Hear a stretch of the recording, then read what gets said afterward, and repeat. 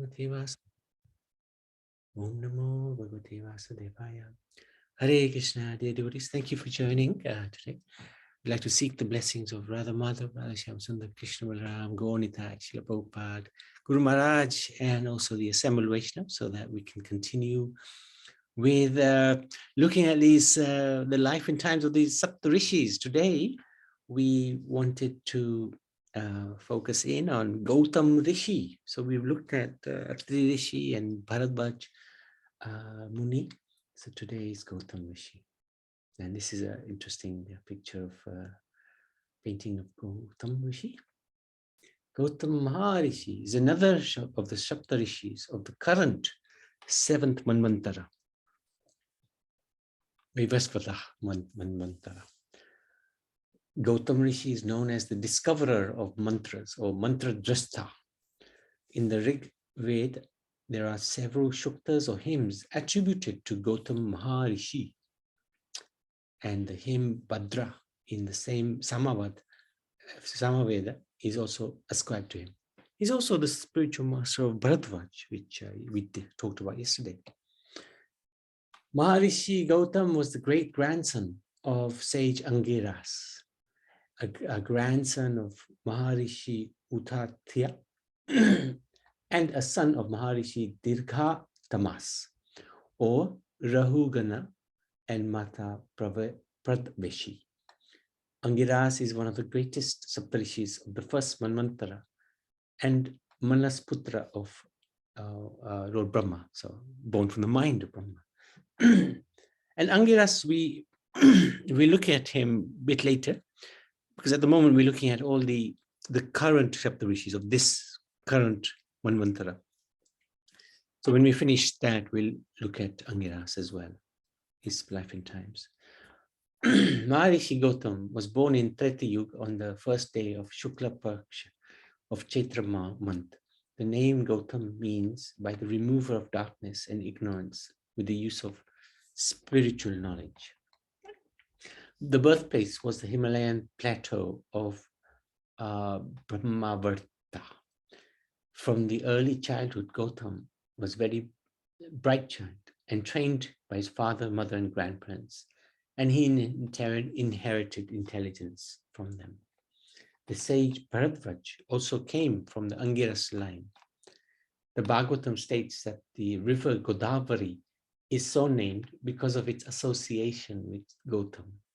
Gautam had two sons named Vamadev and Nodas, and both are said to be Mantra Drishta, like their father. There are lots of contributions of Gautam Rishi, Maharishi Gautam towards the various Shastra of Sanatana Dharma, which includes the Gautam Dharma Sutra, believed to be the first scripture in social and religious law, like duties of a king, householder, various sanskar, Gautam made Sutra, etc. He was a great spiritual guru also, thus famous as Akshapad too. He had many great disciples like Prachina Yogya, Sandilya. Sandilya was famous in Mahabharata. He accompanied, I believe, the Pandavas on their 40 or 13-year journey in the forest. Gagya and Bharadwaj, we talked about yesterday. Gautam Rishi's wife is Ahalya. Now everybody will be familiar with Ahalya in the Ramayana.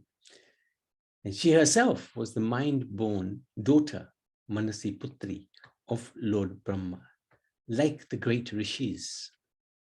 So the Puranas narrate the story of how Gautam won the hand of Ahalya by circumambulating the divine cow, Kamadhenu, in order to fulfill the stipulation of Brahma that whoever first goes around the whole earth will win the hand of Ahalya. So this often we see this. I think we saw this also with Lord Ganesh. There was a competition amongst the devatas who will be worshipped first. So the person, they set a mission whoever wins would be worshipped first. So whoever went around the earth, I think it was 3 times, would win. And everybody set off on that journey. But Ganesh, he was a little chubby, you know, he likes his laddus. So he wasn't able to go so far. And his carrier is not so fast as well. It's a little mouse. So he was wondering how he's going to, you know, win. He didn't mind so much if he didn't win. And all the devatas, Narad Muni would try to stop them. And Narad Muni would like to talk, like to preach about Krishna. So then they all avoided him. But Ganpati, he stayed and he waited for Narad Muni to speak his sermon. And Narad Muni said, you know, this competition, going around the earth. Well, you know what? If you just go around your mother, or you go around Gomata 3 times, that's as if you've been around the earth. So that's what Ganpati did. He walked around his mother, I believe, Parvati Ma, 3 times, and he won the competition.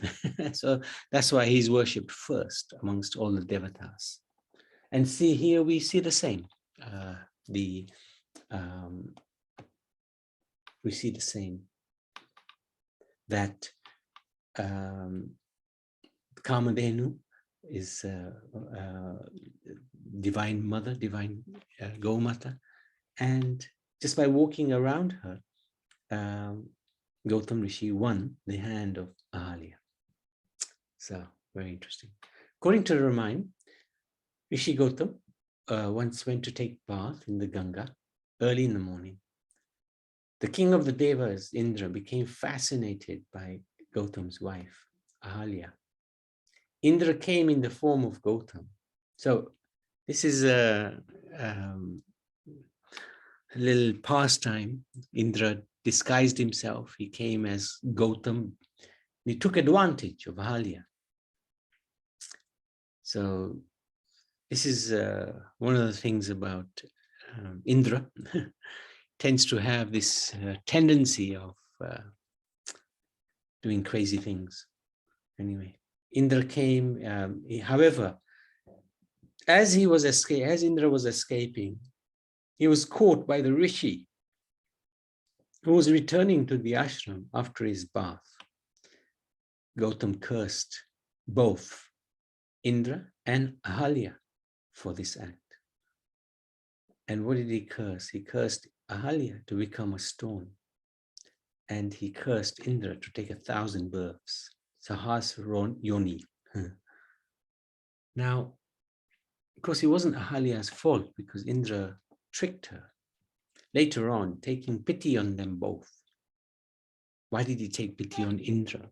Well, is Maya so strong? Gautam converted these curses into boons. So this is what the Vaishnavas do. Their curses are actually boons anyway.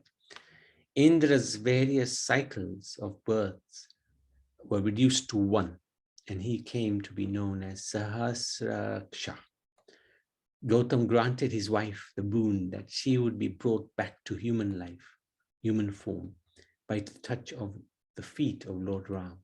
She would then be reunited with Gautam.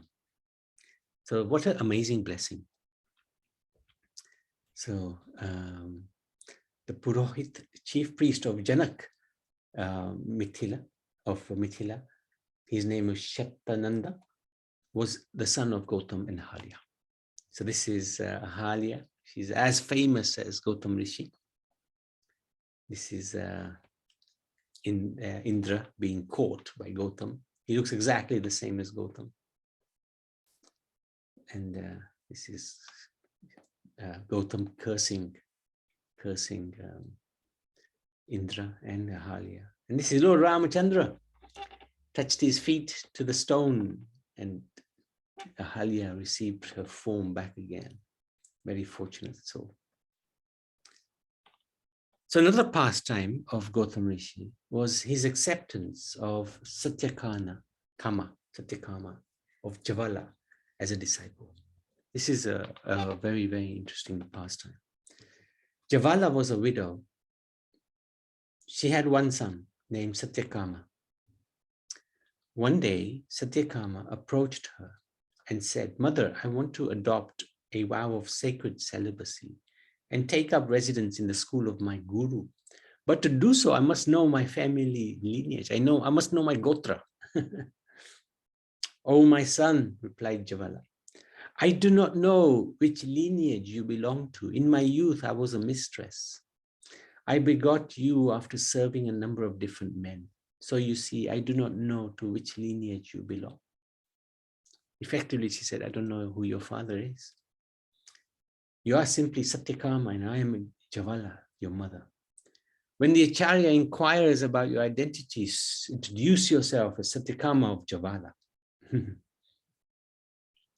Satyakama approached Rishi Gautam, Hari Drumata Gautam, and expressed to him his resolve to live in his school. Gautam Rishi inquired from the small boy, "Oh, gentle soul, to which lineage do you belong?" Satyakama answered, "My lord, I do not know to which lineage I belong. When I asked my mother about this, she replied that in her youth she served many persons as a mistress before obtaining me as her son. My mother's name is Javala and my name is Satyakama." So he was completely truthful. And that really impressed Gautam Rishi. He accepted Javala as a disciple. "You are the true Brahman because you have spoken the truth," even though the truth was not very palatable. Gautam Rishi became immensely satisfied to see this child's honesty and steadfast devotion to truth. He therefore said, "One who is not of Brahminical lineage could never speak with such simplicity and truthfulness." So, "Gather wood for a sacred sacrificial fire. I shall bestow upon you the sacred thread of a Brahman. You must never sway away from the truth." So that was a fantastic mercy by Gautam Rishi. He then granted Satyakama the sacred thread. Thereafter, he entrusted the boy with the responsibility of a special service. The Rishi led 400 malnourished cows from the cowshed and instructed Satyakama to herd them in grazing pastures and to care for them in all respects. As Satyakama was setting out with the cows, he promised his guru, "I shall not return until the number of cows in this herd has swelled to 1,000 strong." So if he had 400 malnourished, he wanted to increase to 1,000, which is really amazing. Amazing resolve. Satyakama herded the cows for many years, serving them all with all his heart, not just a day or two, many years. Gradually, the number of cows in the herd grew until it approached 1,000. One day, the wind god entered a bull from the herd. The bull then spoke to Satyakama. So this is Vayu, spoke to Satyakama. "Oh, gentle one, our numbers have reached 1,000. Now you can lead us back to the Acharya's dwelling." The bull continued, "The eastern, western, northern, southern directions comprise the first quarter of the opulence of the absolute truth, Brahman. He who worships the fourfold directions of the absolute truth as Prakashvan, the source of all illumination, shall attain to the planets of light in the afterlife. Soon, the god of fire will describe the second quarter of the absolute truth's opulence." So all four of these quarters will be described to the boy. The next day, Satyakama gathered the cows and set out with them towards his guru's house. That evening, as dusk drew on, he let the cows rest and then lit a fire. At that time, the fire god, Agnidev, spoke to him from within the fire. He instructed Satyakama regarding the second quarter of the absolute truth's opulence. The opulence of being the unlimited one or Ananta one, and then told him that the sun god would soon appear to him in the form of a swan to describe the third quarter of the absolute truth's opulence. So in this way, the Lord's opulence is described to him in quarters by various devatas. Vayu, Agni, now Surya will come. Next morning, Satyakam gathered all the cows, resumed his journey towards his guru's house. And at the place where they were met by dusk, he let the cows rest and lit a fire. As he sat by the fire facing east, a swan flew towards him and came to rest by his side. The swan began to instruct Satyakama, especially regarding the third quarter of the absolute truth's opulence, namely that Brahman, is Jyotisman, the origin of divine light. The swan then informed him that the god of the life airs would appear to him, Prana, in the form of Madgu, aquatic bird, to describe the fourth quarter of the absolute truth's opulence. Next morning, Satyakama continued his journey again. When dusk came, he lit a fire, and sat facing east. The god of the life airs then appeared to him in the form of a Madgu bird and began instructing him regarding the last quarter of the Lord's absolute truth's opulence. He explained that Brahman, the absolute truth, is Ayata Navan, all-pervading foundation of everything. So in this way, the jigsaw was sort of complete. The four quarters were described to Satyakama. Assisted by these four demigods, Satyakama thus learned the science of the absolute truth, Brahma Tattva. Finally, he reached the ashram of his guru. The moment the Rishi saw Satyakama, he could understand that Satyakama's sincere, non-duplicitous service had borne the fruit of divine knowledge. He had become Brahmavit, a knower of the absolute truth. Gautam Rishi addressed Satyakama, "O gentle one, you are shining like one who has knowledge of the absolute truth. Who has instructed you?" Satyakama replied, "The beings who imparted these teachings to me were not of human birth. Even so, O Master, please personally impart them to me again, so that I may achieve perfection, make my life successful. For I cherish these teachings more than anything. I was fortunate enough to have heard that knowledge imparted by the Acharya is simply beneficial." So he could have said to his guru, "I already know. The demigods have come to me. They've given me the information about the absolute truth. I don't need any knowledge from you anymore." That's the arrogance way. But Satyakama remained humble. And this is very important. Before the guru, even we might think we know more than the guru, which we don't, but even we might think that we should always have that humble position towards the guru. Very important. That humility is very important. But the knowledge given by the Acharya is supremely beneficial. Even it might seem simple, but it's very beneficial. For it rewards the recipient with perfection. I therefore beseech you, beg you, please instruct me.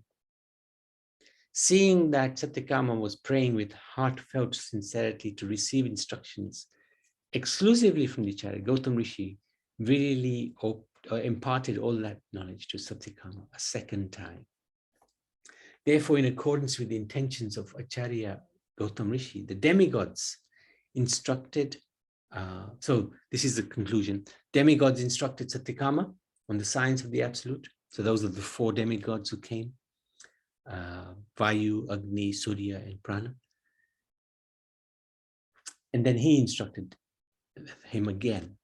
Considering one's own effort and capability sufficient for understanding everything and considering oneself to be above accepting any further instruction from anyone are mentalities that almost inevitably lead to the downfall of a living entity engage in the stage of spiritual practice. So this is the point. We are always learning, always learning. Even we've learned a lot, we've studied a lot, doesn't matter.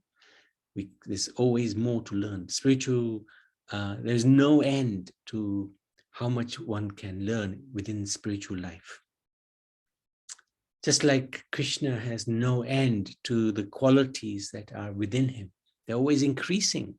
This is the point about spirituality. It's dynamic. Never comes a point where now I know it all. Even Krishna doesn't know it all because his potencies are always increasing. On the strength of his guru's grace, Satyakama realized that when knowledge about a mantra is personally imparted to the disciple by the guru, it swiftly yields the fruit of perfection. And so, especially when we take instructions from the guru, that is most beneficial.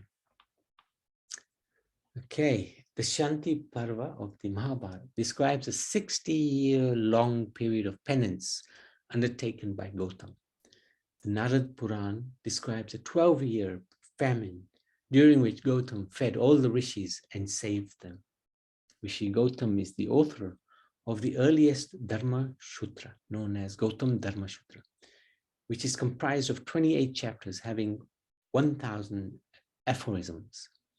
It is said to address all aspects of Sanatana Dharma, including the rules for Varnashram, the 40 samskaras, kingly duties, the punishment for various offenses, rules for the dead, rules for taking prasad, the dharma of women, the rules for prayaschit. Prayaschit is where one commits sin and then repents, begs forgiveness, and the rules for succession of property. In this sense, Gautam's Dharma Shastra is sometimes described as the oldest law book in the world. So that's the pastimes.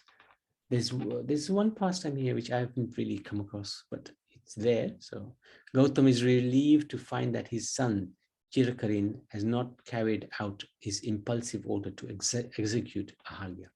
I hadn't realized this, but he had ordered his son to execute his wife after the betrayal with Indra. But Chirakarin didn't obey his father's instructions. So that's the end of the pastimes of Gautam Rishi. Anybody, any comments, any questions? You're welcome to ask. Surinder, anything you'd like to share? Hare Krishna. Yes, so very instructive about Gautam Muni and Ahilya and Lord Indra. Yes, Ahilya, she had a boon that she will always look very beautiful and look like she's of 16 years old. Right. Yes, and Indra also, he misbehaved, but nevertheless, he's a devotee of Krishna. Sometimes devotees have some weaknesses, and in this context, Indra had this weakness of being attracted to the opposite sex, etc. So it happens in not only on Indra, it happens to, I can say, almost all the devotees. Yes, we are fallen conditioned souls. And the tendencies for the 3 W's, Srila Prabhupada says, wealth, women, and wine, it is existing in society. So, however, we should sincerely attempt to follow the rules and regulations of Sanatana Dharma, of practicing Krishna consciousness, of no meat eating, no intoxication, no gambling, no illicit relationship, etc. Yes, and sometimes some devotees are successfully following these rules and regulations, and sometimes some devotees have some difficulty, just like in this case, Lord Indra. But nevertheless, we have to be respectful to Lord Indra. If tomorrow Lord Indra comes to my home I cannot say, oh, you go away, you're a bad boy or, misbehave, etc.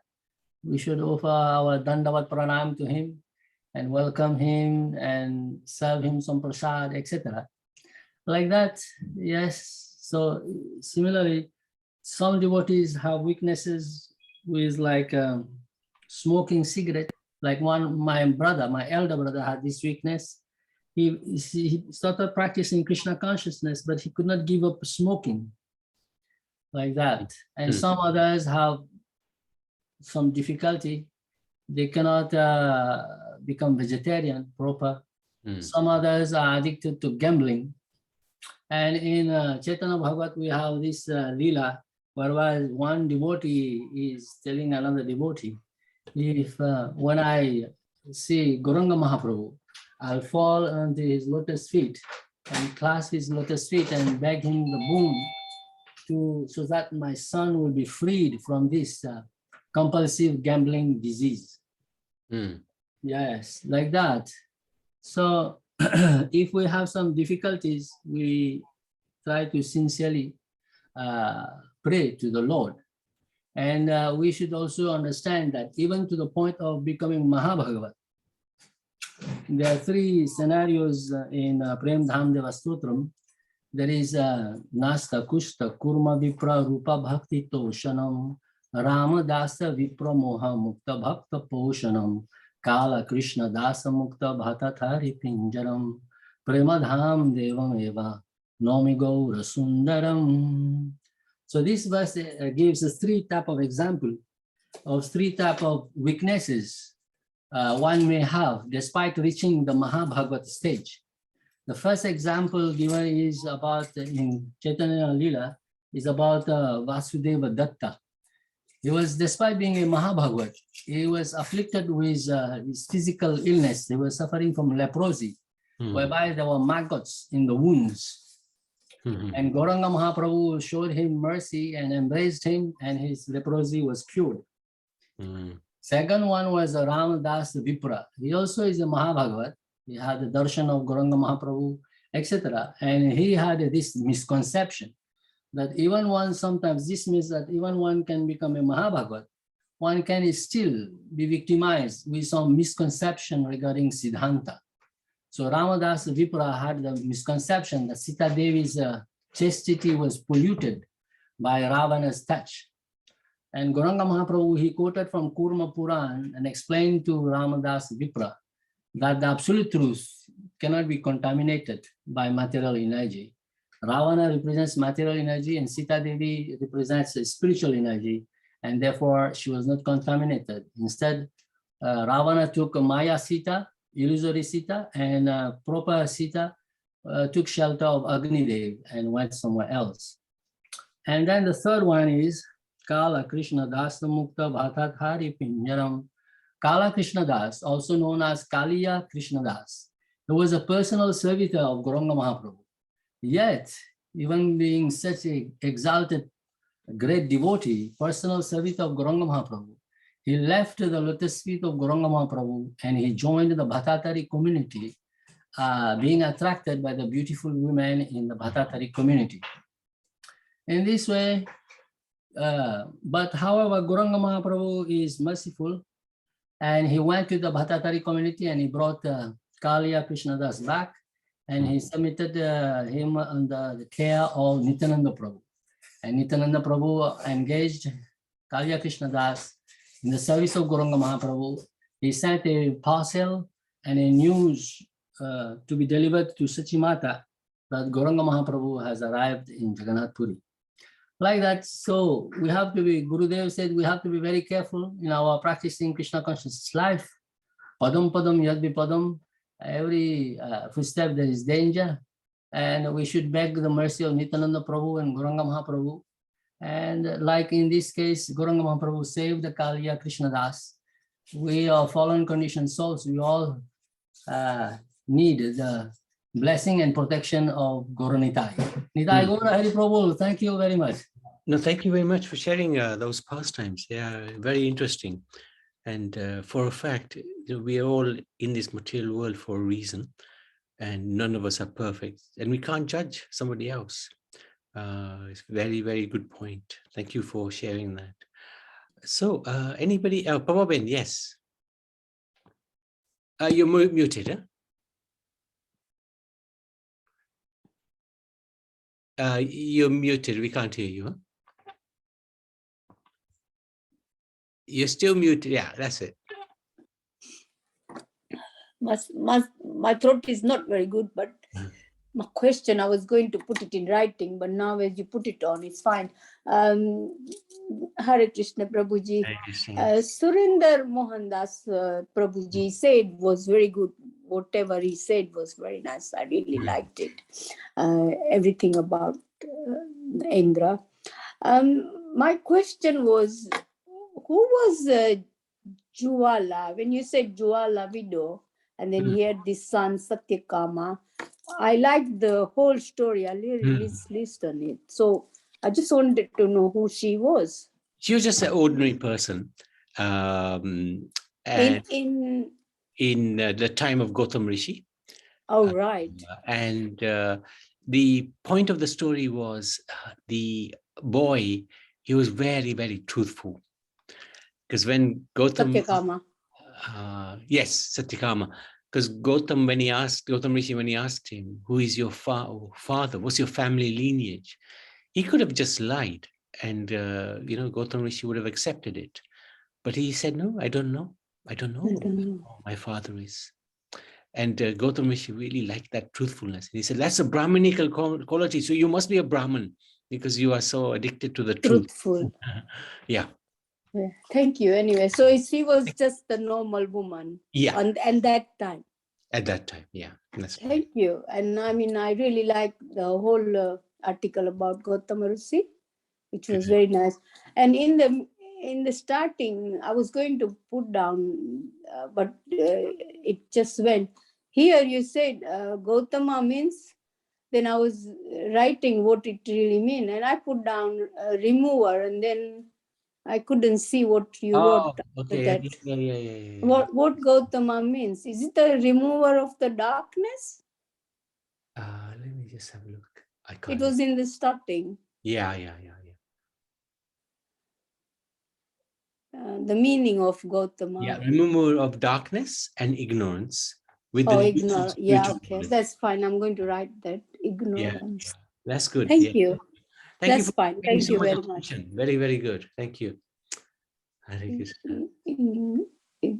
So we can ignorance. Thank you very much.